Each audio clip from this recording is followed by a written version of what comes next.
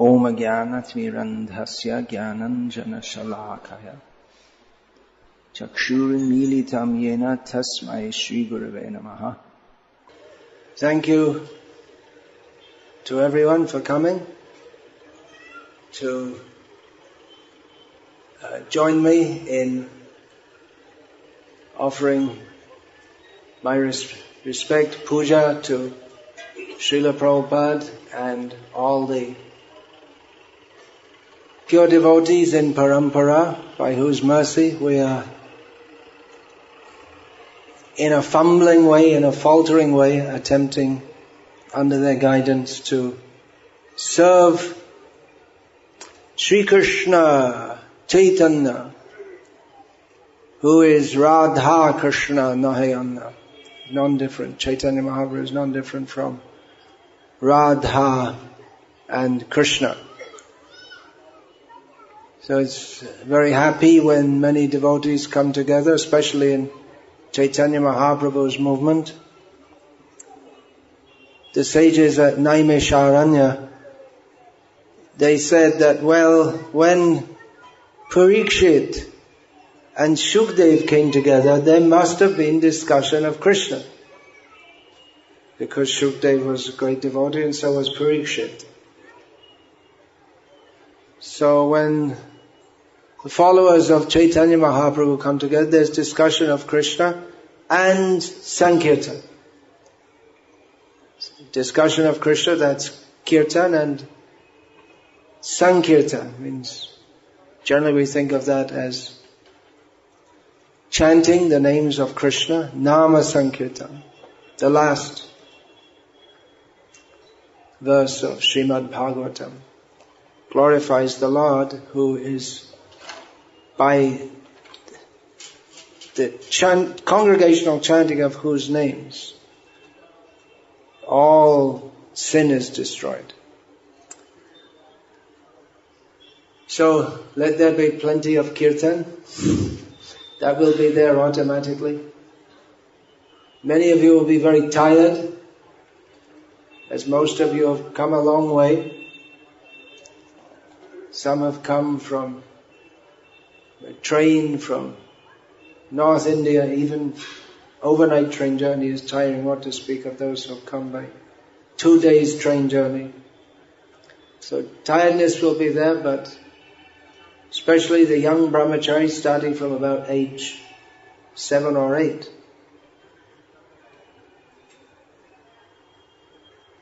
What's going on there, Jai Nityanand? You're going to translate in Sanskrit? They can go to there's a Hindi anuvada. Tatra bhavati.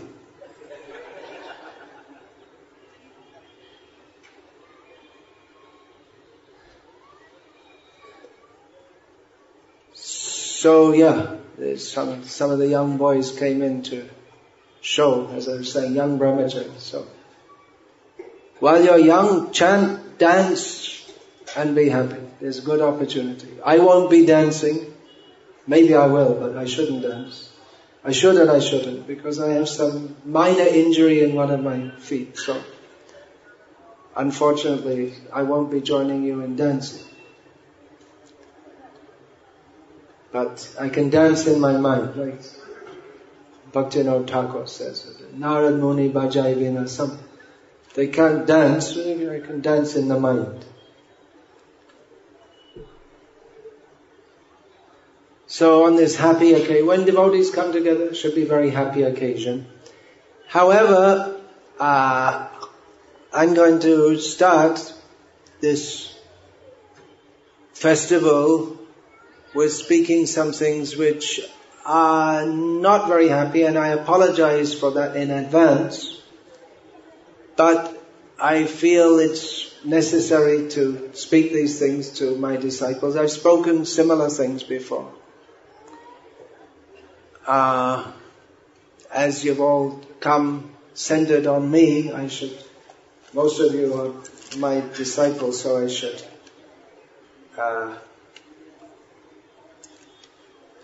make it clear about my situation. When we come to, it used to be in our movement that devotees would come together and we talk about how we'll all serve Prabhupada's mission, and we'll all just serve within ISKCON, and the whole world will become Krishna conscious, and the kind of things that I'm going to say now wouldn't be said.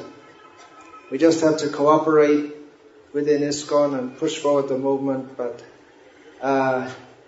ISKCON has changed in many ways. That's inevitable in the course of time, that some kind of change will be there. In many ways, the changes, many of the things I find difficult relate to. The movement is different from the movement that I joined. Like I said, there's some change that's inevitable in the course of time. If it just remains stagnant, then that means there's no expansion. At least we want that it should expand. And definitely the movement is expanding in many ways all the time, but I can't relate to many of the changes which integral change. I mean, at the very heart of our movement, there. In brief, we could say that the goal of pure devotional service is not always very clearly defined or stressed, and that in many ways our idealism is compromised. That's it, in brief. So, as we've all had this experience, presumably, coming to ISKCON, come to the lotus feet of Srila Prabhupada, we feel great relief that I know I can dedicate my life here, and I just have to serve here, and everything is straightforward and clear. So my life has been for service to Srila Prabhupada, which naturally means within ISKCON, via ISKCON, because if we just serve within ISKCON, that means to serve Srila Prabhupada. Increasingly, I'm feeling that that's not always and exactly true. So like I said, this may not be the happiest kind of thing, but I should address this to you. We may not recommend people to go, if someone's interested in Krishna consciousness, they've read Prabhupada's books, they're inspired by that, we may feel some caution in sending them to a temple or advising them to join some temples, not all temples. Because we feel that the Srila Prabhupada's mission is not being properly executed there. For instance, you might go to a temple and see an advertisement to a mantra rock dance, for instance. So there are many such things like that. Mantra rock dance, well, it's possibly within the scope of ISKCON, but somewhere at the side. When it becomes the only preaching program that a temple does, then there's something wrong. So like that. I'm not going to go into details, but many of you know what I'm talking about. There's the influence of Mayavad, Sahajarism, in various ways. Some devotees, they regularly speak on very high topics among devotees who really need to hear more basic topics about how we're not this body, we have to control the mind and senses, we have to surrender to Krishna. So that's one kind of sahajirism. Another kind of what we could call soft sahajirism, which will eventually lead to worse things, is the idea that you don't really have to surrender to Krishna or try to control your senses or stop doing activities like eating kami food, watching TV. You just get some special mercy, that's all. I'm planning to give an extensive lecture on special mercy fairly soon. So this idea that you don't have to make any effort, you just get some blast of special mercy. That's a kind of soft sahajirism. Westernization in general, it should be that our movement is bringing Indian culture, not Bollywood culture, but the original, pure Vedic culture. That should be spread more and more. But instead it seems that our movement is becoming more and more infected by Western culture. Not that we're against everything in the West or anyone in the West, but the world is being more and more dominated by a demoniac culture that promotes gross sensualism and leads people to hell. So there are many manifestations of that culture. The education system, the values, or whatever they call values, the attitudes, even the food, the whole way of life. So we should know very clearly that this grossly materialistic culture is not at all conducive for Krishna consciousness, and that we want to bring the true Vedic culture, which means Vedaischa Sarve Rahameva Vedaha, Krishna-centered culture, that the way of life that has been practiced in India since time immemorial. Not that it's practiced exactly the same way in every part of India or by every section of the population, or that it's been exactly the same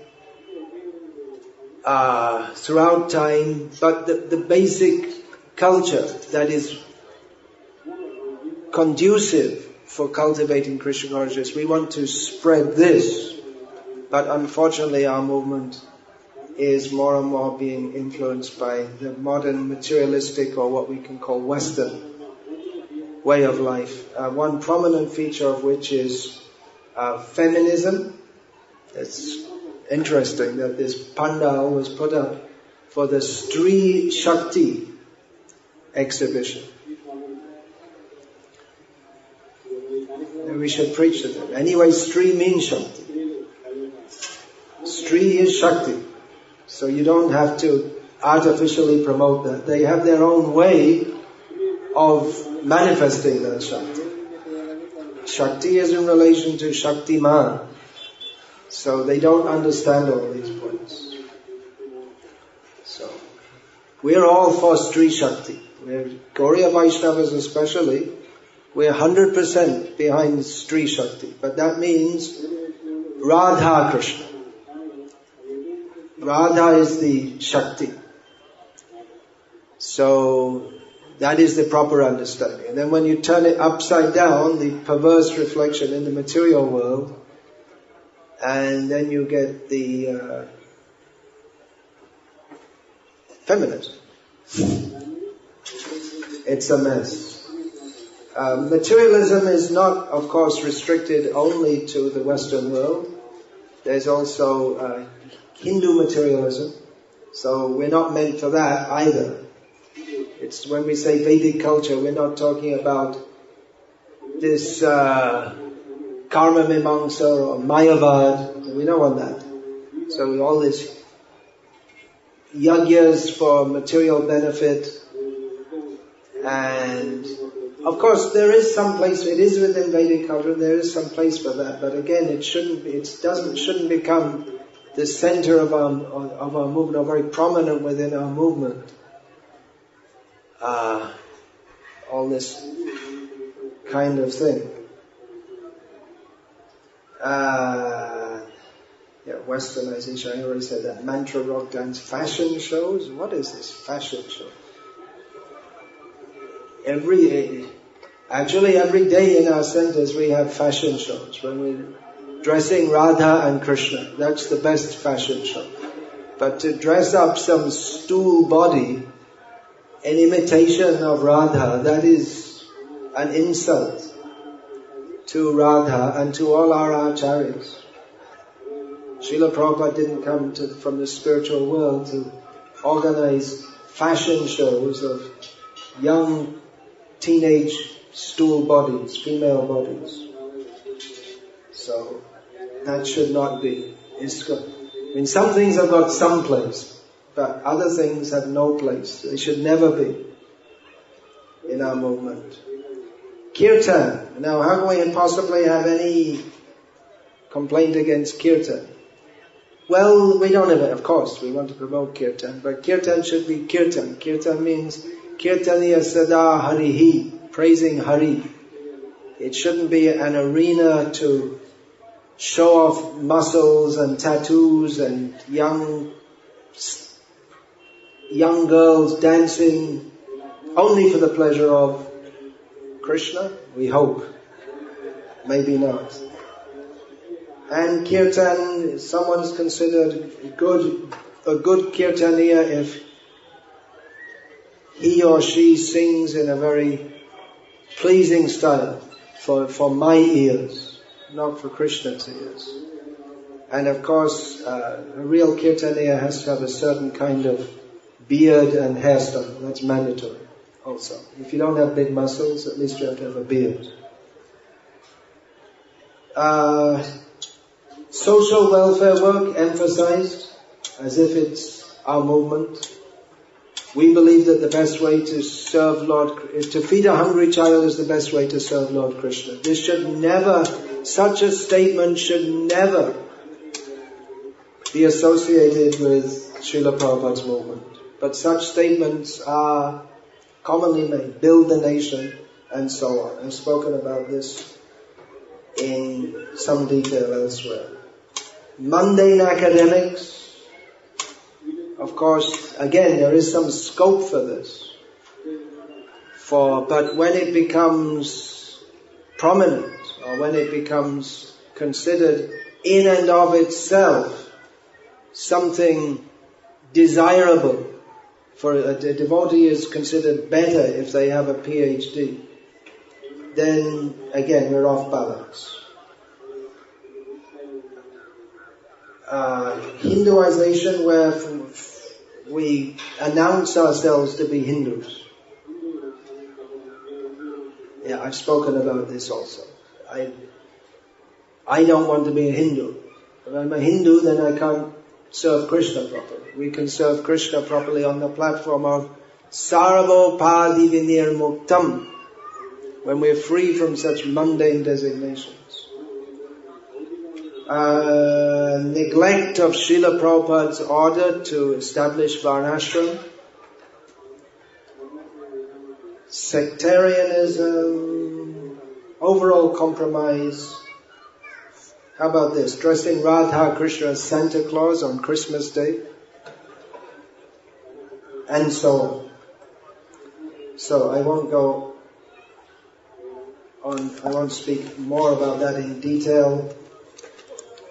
I've done so previously. Demigod worship within our temples and so on.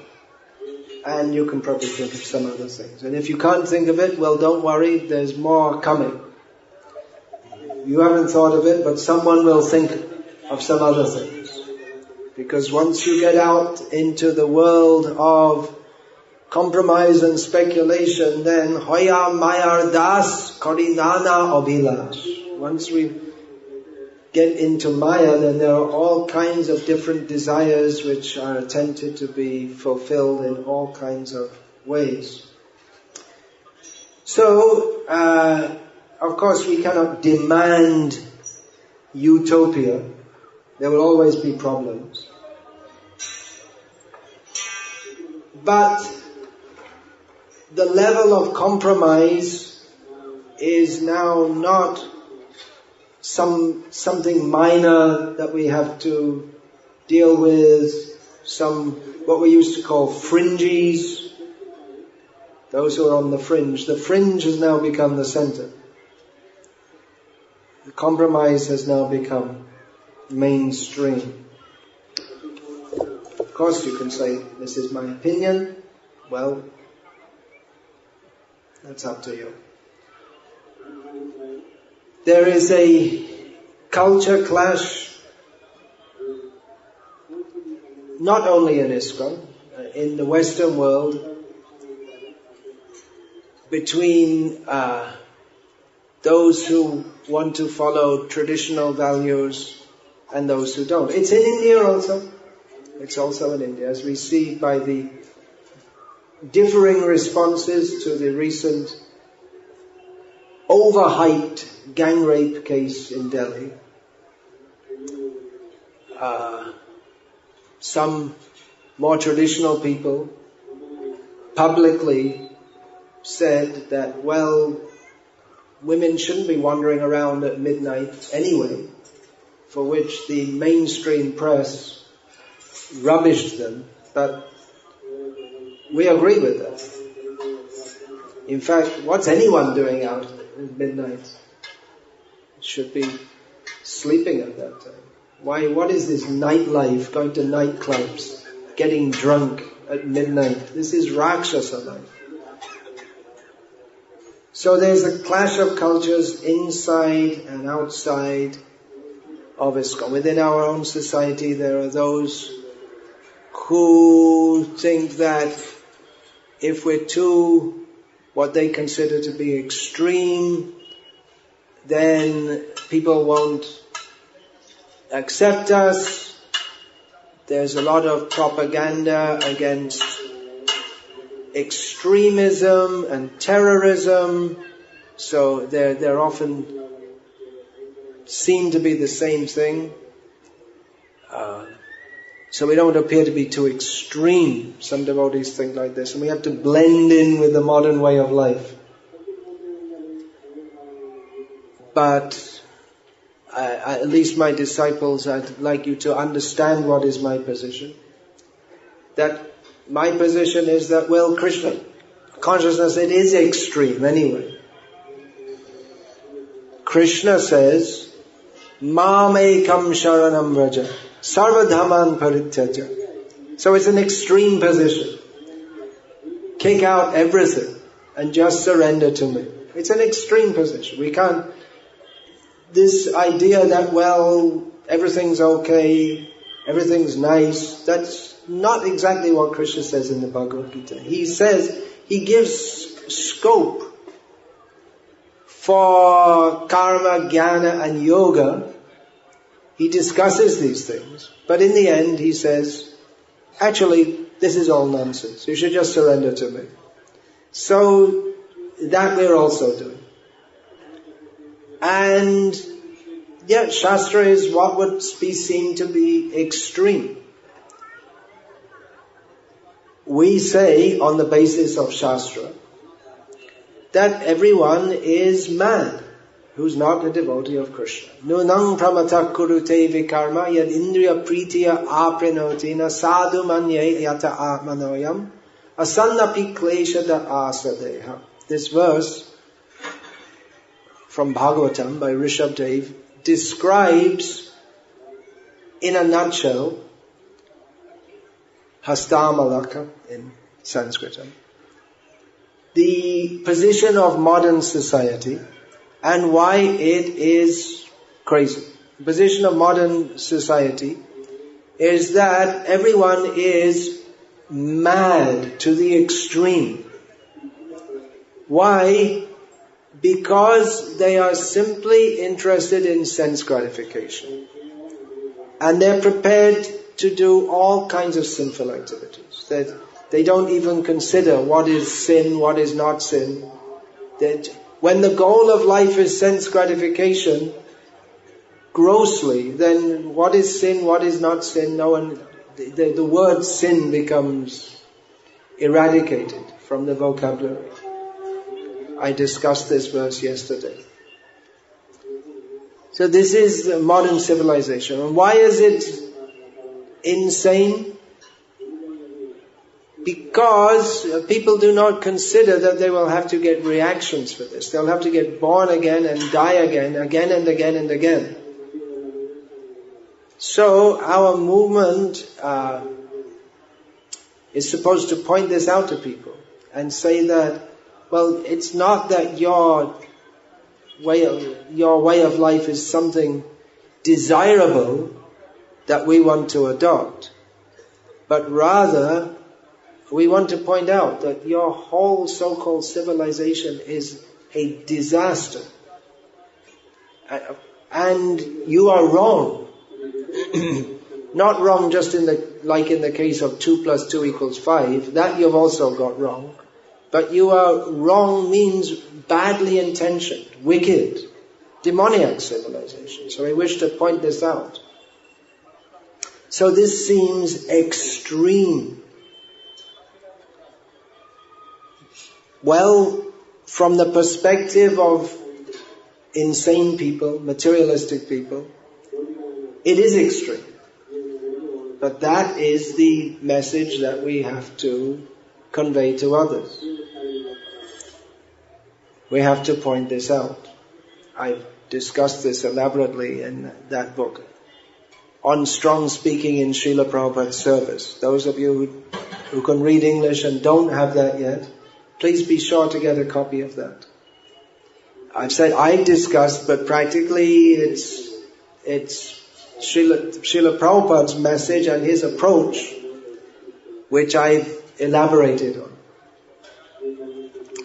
So, as you are my disciple, most of you here are my disciples, I wish you to understand that. If you don't like it, well, you're welcome to go to the fashion show and the mantra rock dance and everything else. I can't force you to accept that. But please try to understand my position, because it will make life difficult for you within the modern ISKCON. If you say that, well, we don't agree with all this feeding the poor to build the nation, then you might be called offensive, because so many big gurus and are promoting this, and it's having wonderful results because so many people like us. So you have to understand my position in order to stick with it, and it will be difficult, no doubt. I'm making life difficult for you. If I was to say or that this is all wonderful, or just not even address these points at all, then life would be much easier for all of you. But I'm not going to apologize, because we have to serve the mission of Srila Prabhupada, Guru, Sadhu, Shastra. I'm not saying I have a monopoly on understanding that, or that my understanding is necessarily correct in all respects, but as I understand Srila Prabhupada's mission from his teachings and from what it was then when I joined and what it is now, I can understand that what it was then when Srila Prabhupada is personally present is not what it is now in many respects, and that in many respects it should not be what it is. So I'm addressing this to all of you as you're my disciples, and it is my duty to direct you to what is beneficial for your spiritual advancement. We're not here as a semi-spiritual social club in which we all smile at each other, like the Rotary Club or the Lions Club. We all just praise each other. praise of Vaishnavas should be there, but on the basis of their Vaishnavata or Vaishnavism. So, where's my next point?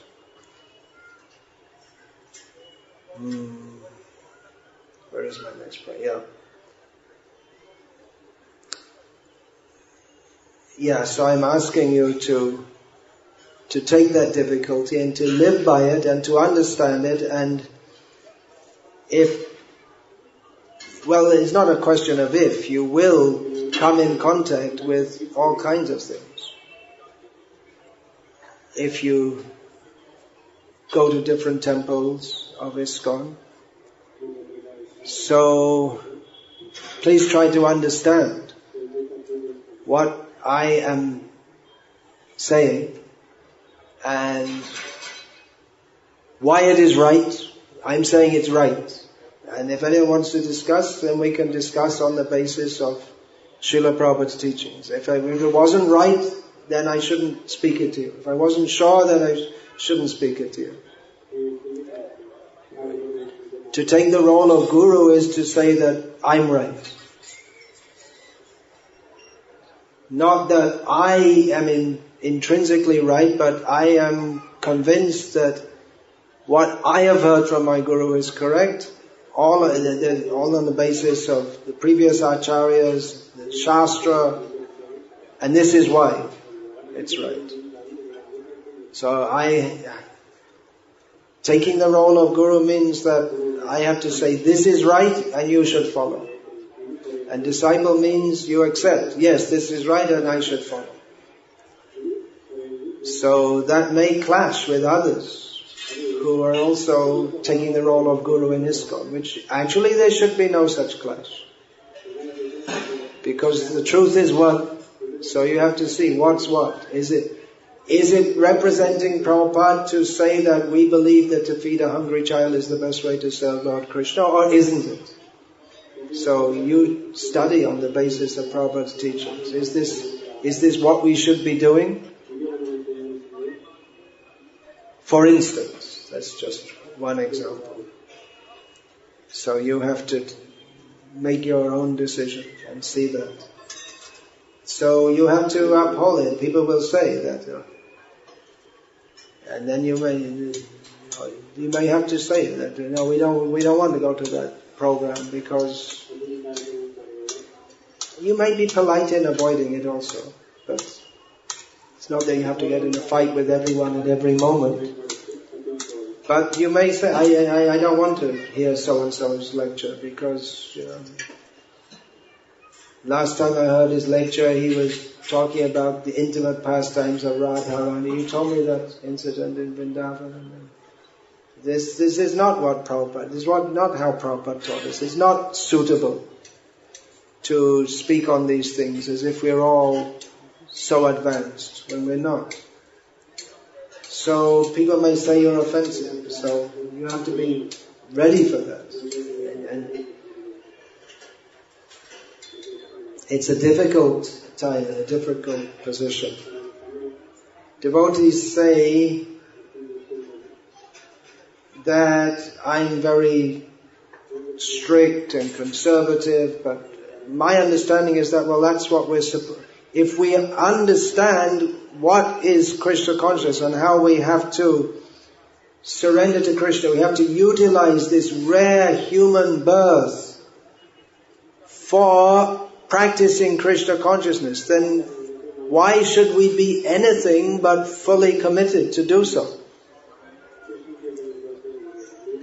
Of course, there may be various devotees who are not so committed, but at least those who are going to be the leaders, they should lead from the platform and try to inculcate that in others of serious commitment. Being guru is not just a matter of smiling at people. Of course, smiling is there, but the aim should be to inculcate impress on others the seriousness of how we have to surrender to Krishna. We have to dedicate ourselves mind, body and words. So if I'm thought to be very strict, then again that seems to be indicative that the movement's gone off center, because it's meant to be a strict movement.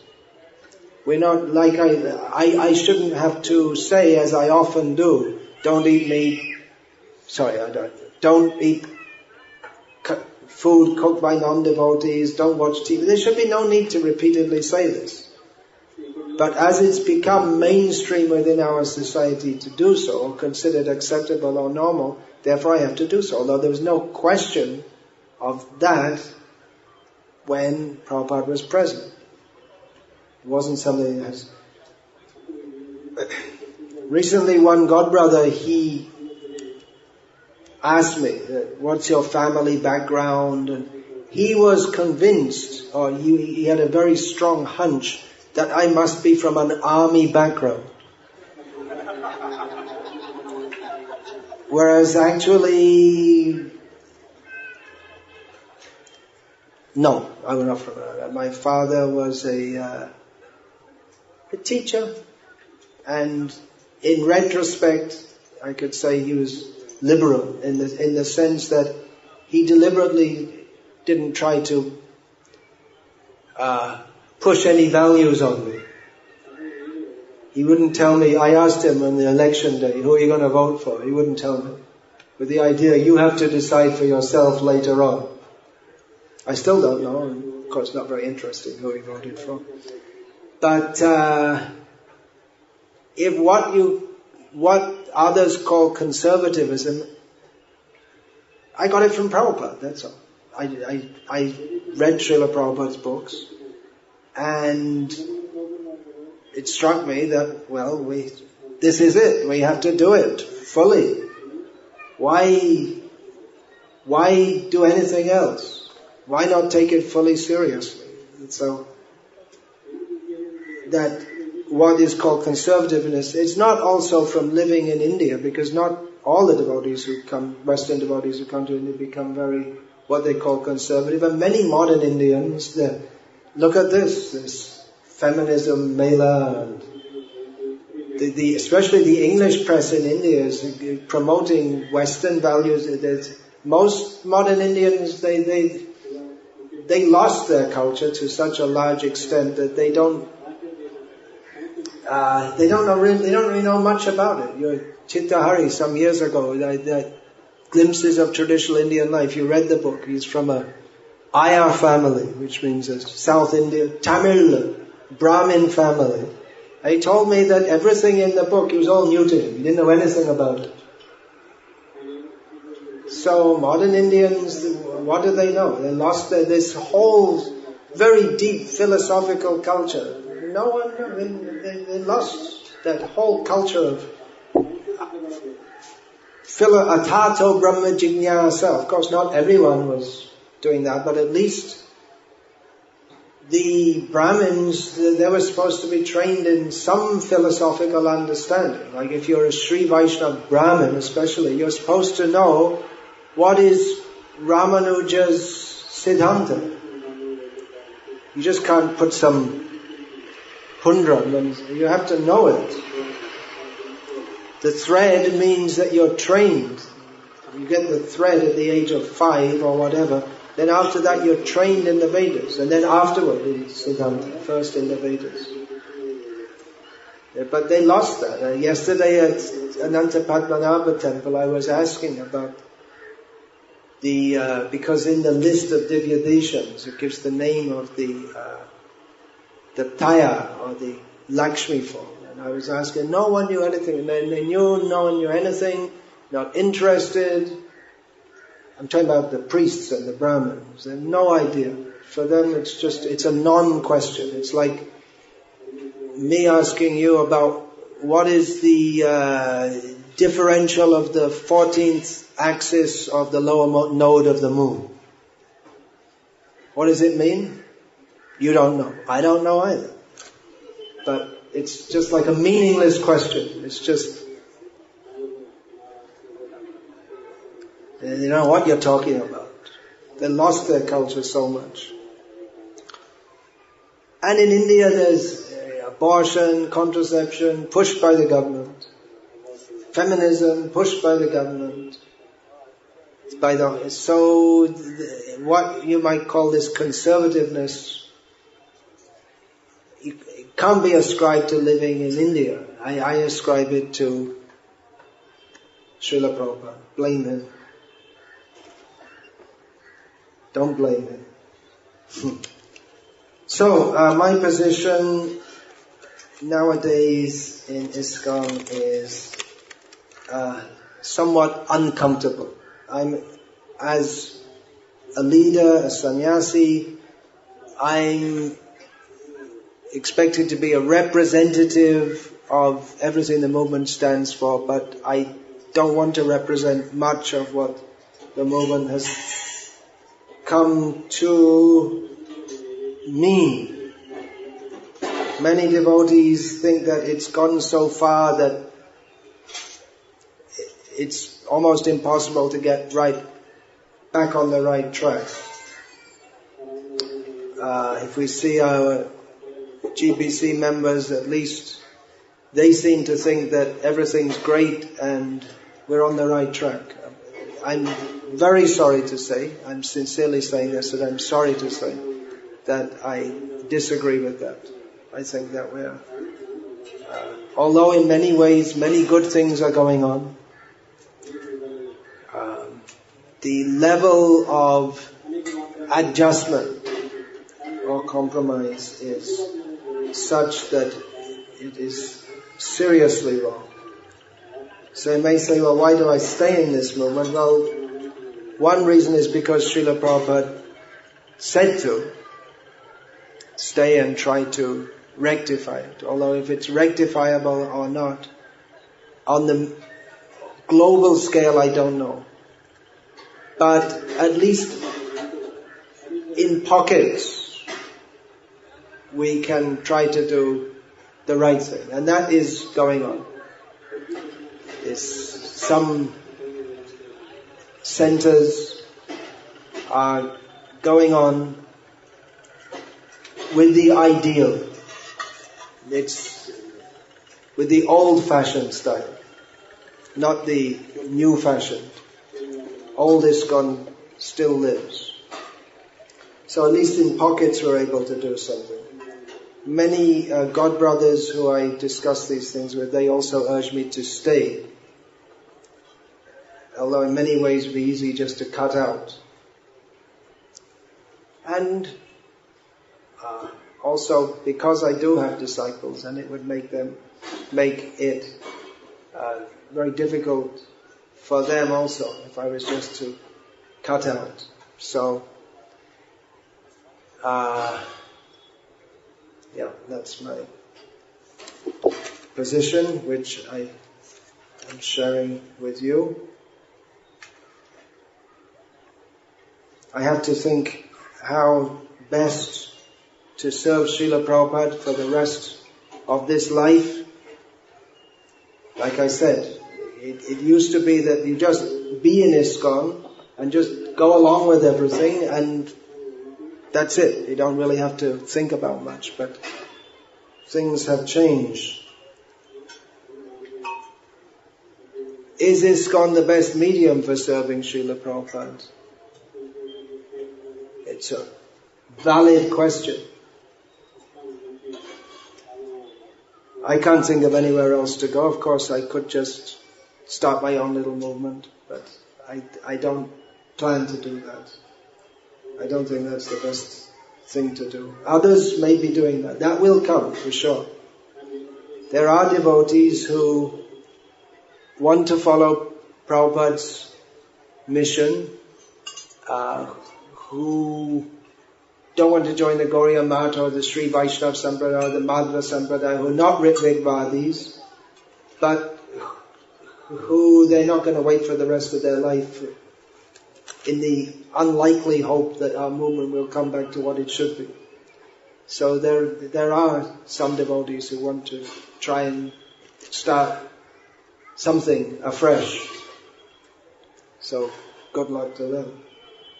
Krishna's blessings be with them. Anyway, we have to go on with our duty of serving as best we can. Ultimately, truth will prevail. In Kali Yuga, generally the falsity prevails. But the powerful mercy of Chaitanya Mahaprabhu, the powerful Sankirtan movement, ultimately that will prevail, but at the present time it seems something like Sita's been kidnapped and we don't know where she is. Everything seems black. In the end everything came out okay. Or the Pandavas, they're in the forest. Why? Why should that happen? Yudhishthira was such a good king, great devotee of Krishna. Bhim, Arjun, Nakul, Sahadev, they're all great devotees. They never did anything wrong in their life. Still they had to go through all this. With Krishna present personally in the world, ultimately everything came out okay. So, whatever happens, we should go on practicing Krishna consciousness, very sincerely, following Srila Prabhupada's instructions. We will not be the loser. We can never be the loser by doing that. That the whole movement may not be, that we're not able to participate in a movement that is fully dedicated to spreading pure devotional service. That is an unfortunate situation that we find ourselves in. Even we may be fully, sincerely trying our best to preach Krishna consciousness, trying to cooperate with the ISKCON authorities, but the ISKCON authorities themselves are doing their best to stop us. And that is not an unusual scenario. They don't like it, because they have some other agenda. So we have to do the best we can under the circumstances. That's all I can say. Krishna consciousness is always hopeful and joyful. We have to associate with devotees of like mind. We also shouldn't think that we can work it all out and sort everything out by our own intelligence. Krishna has his plans, just like he had for the Pandavas. Not that we're the Pandavas, but we follow their example of depending on Krishna. I know all this will be difficult for you to hear. Some of you might not even be aware of all these things, all these difficulties. Some of you, many of you may have joined and just think it's normal because you don't know what things should be. And definitely, as I said, there are many good things. I'm not saying that everything's all wrong and ISKCON's all bad, especially that Srila Prabhupada's books are being distributed. Wherever there's the distribution of Srila Prabhupada's books, that is very hopeful. As Srila Prabhupada said, I've widely heard that it was said, that Srila Prabhupada said that even if everyone from our movement bloops, which means to leave, that because the books are distributed, more will come. And we know many cases of people who have taken up Krishna consciousness just by reading Srila Prabhupada's books. They become convinced, I have to do this. So that's always hopeful, that the books are going out and that Srila Prabhupada's books are being distributed more and more. That's always the good sign. And studying Prabhupada's books.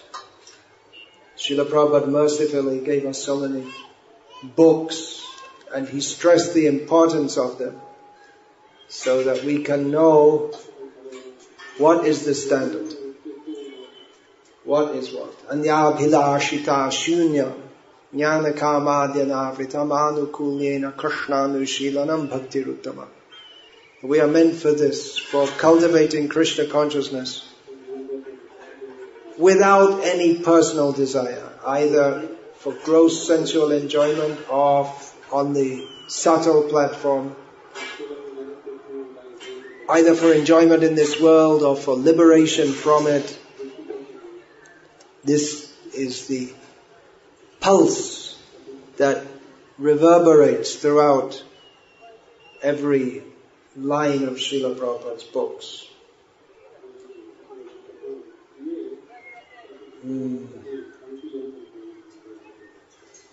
So we should not become overwhelmed by lamentation. Shochati iti Shudra. Shudra's lament.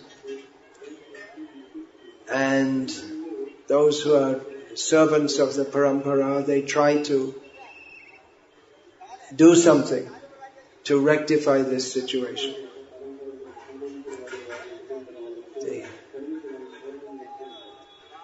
All the monkeys at the edge of the ocean, they wanted to fast to death. We couldn't do it. But it was Hanuman who told them, what are you lamenting like this for? Angad, you're supposed to be a prince, Kshatriya monkey, so you should Utishta, get up, don't be overcome by lamentation. So we should go on doing the right thing, the best thing, as best we can. We practice and promote and preach pure devotional service. Pure devotional service, that doesn't mean artificially pretending that we're on a higher level, but pure devotional service in the sense of complete dedication. And these programs, Varnashram projects, Gurukul projects, Srila Prabhupada wanted. And let's push this on, despite all difficulty. We're not saying it's easy. We have to ourselves really endeavor to be pure devotees and not be materialistic or egoistic. It's a great challenge. But we have to pursue that ideal always.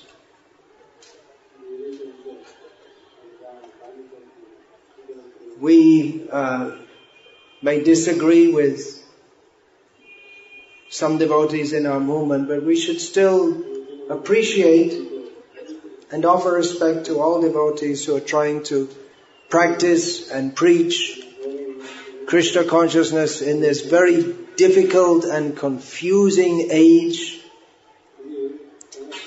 The progress of Kali Yuga is increasing all the time. The world is becoming worse and worse and worse in so many ways. So anyone who's trying to be Krishna conscious or trying to promote Krishna consciousness, we should appreciate that,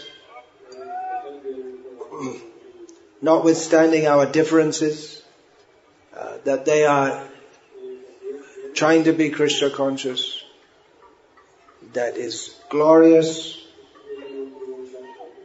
Even if we have very great differences with other devotees, with devotees, we shouldn't think I'm a devotee, then we must respect them as devotees. I personally have had, do have, and probably in future also will have marked differences in outlook on how Krishna consciousness should be practiced, marked differences with some other devotees within this movement.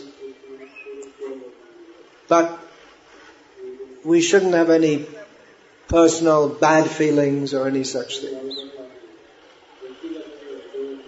The difference is, it's not on the platform of petty dislike, but it's over practice and philosophy of Krishna consciousness. These are matters which we can expect there will be very marked differences, heated differences.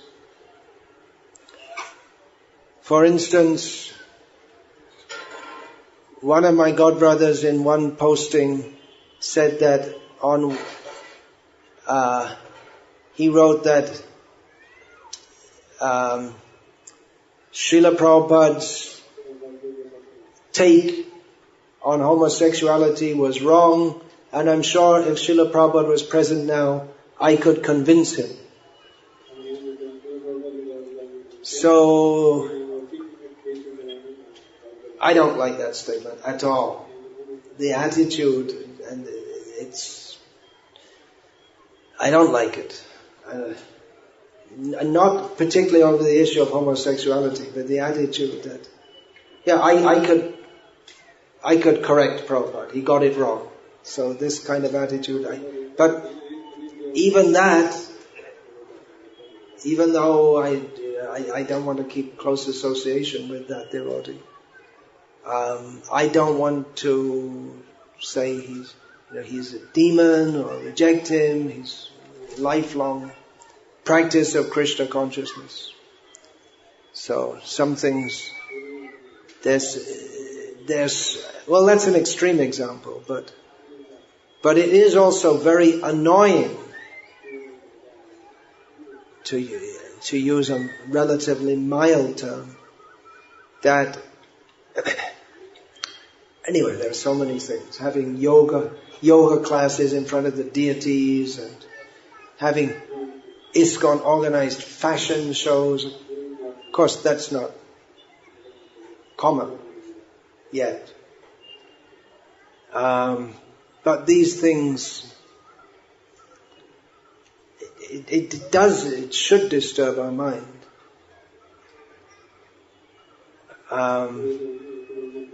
So how to reconcile this? That we should know what is the proper path to follow. And not just change everything, water everything down, make our movement into a Vaishnava edition of the Ramakrishna mission, where Joto Mot Toto Pot, everything's okay, and social welfare is our main activity. So these things are very, very annoying, and they are worth fighting for, but at the same time we have to maintain respect for all devotees. So, okay, that's what I wanted to say about this. I have spoken on these issues in detail, and there's no need to go into it more. And so that's it. I just needed to say that to you. That personally I feel myself to be in a very difficult position, because I'm within a movement which I don't fully relate to. At the same time, I don't want to leave it. So I thought I should let you know that as I'm plunging you all into a similar difficult situation. Hare Krishna. Any questions, please? Yeah. Do we have a spare mic? And we needn't go on with the whole festival like this, just this meeting, and then we'll talk other things on other days. Hare Krishna. Hare Krishna Guru. Srila Prabhupada sometimes pointed out or criticized his brothers, and then he would instruct his disciples that they should do in the same way. So what is our position as disciples? Because you are pointing out, you are sometimes criticizing some things in this one. What is our position? Srila Prabhupada's criticism of his godbrothers is somewhat different from the kind of criticisms I'm making, because philosophically, Srila Prabhupada didn't have any difference. Well, except with the Ananta Vasudev camp. He didn't even tell us all these things. He didn't get into that much. But his complaint was that his main complaint was that they didn't, I guess we could say there are two. One is that they didn't follow the order of their guru to cooperate.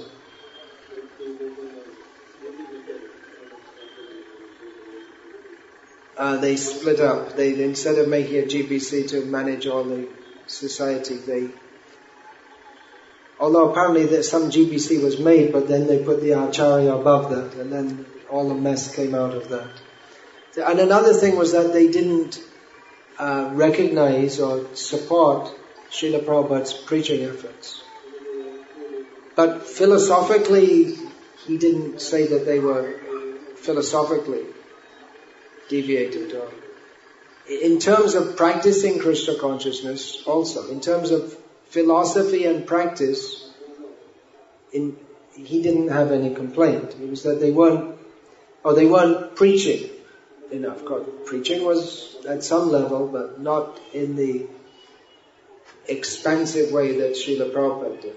So those are Prabhupada's main criticisms against his God brothers. My criticisms are a little different, because I'm saying that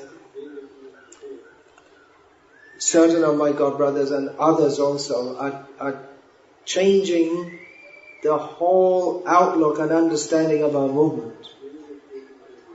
So at a subtle level, it's something philosophical. And so it's a different kind of criticism. So you should understand philosophically. And you're welcome to question me also. And it's not that I'm saying you have to accept what I say because I say it. But you should try to understand also. And apart from that, Srila Prabhupada also, it was self-interest. He pointed that out, self-interest. Because of self-interest, everyone's making their own little mutt separately. Being interested in, he especially criticized one God brother as being interested in the properties, and being in charge of the properties. And the name and fame of being the Acharya, being in charge of so many properties. So that's there also within our movement, that who's in charge, they take control, and then this kind of thing. So that you can experience in your own life within this movement. How I've discussed this in some detail also, how people who are interested in name, fame, position, facility, they tend to become the leaders, because that's what you get. Those who have that kind of mentality. So it's almost to be expected. So it is somewhat different, but you should understand. That's why my whole point here is that you please try to understand what is my position. Don't blindly follow it. Try to understand it, so that you can be protected. Otherwise, you get things like that. Well, so-and-so Swami does this, so we shouldn't say anything against it. That's an offense against so-and-so Swami. But then what does Prabhupada say? If so-and-so Swami says something, but let's see what Srila Prabhupada says. And if so-and-so Swami is not in line with Prabhupada, then we should follow Srila Prabhupada.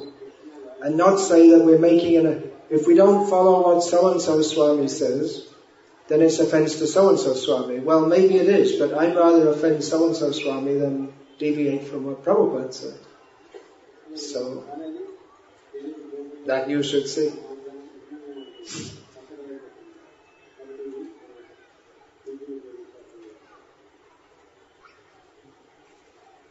And philosophically, you should be able to point out things with it. You may not name names. Although if you don't name names, people often don't understand what you're talking about. They just take it to be some kind of vague philosophical trip that you're on. Naming names makes everything clear, but then immediately, because the devotees are just trained in sentimentalism and idol worship, then they don't have a philosophical basis. Then immediately they can't understand. They can't hear any philosophy. You spoke against so and so. You're not against anyone, but there are certain things which should be done and certain things that shouldn't be done, and this should be understood philosophically. So you should know what is for your ultimate benefit and what is not. Simply to follow blindly is not for our ultimate benefit.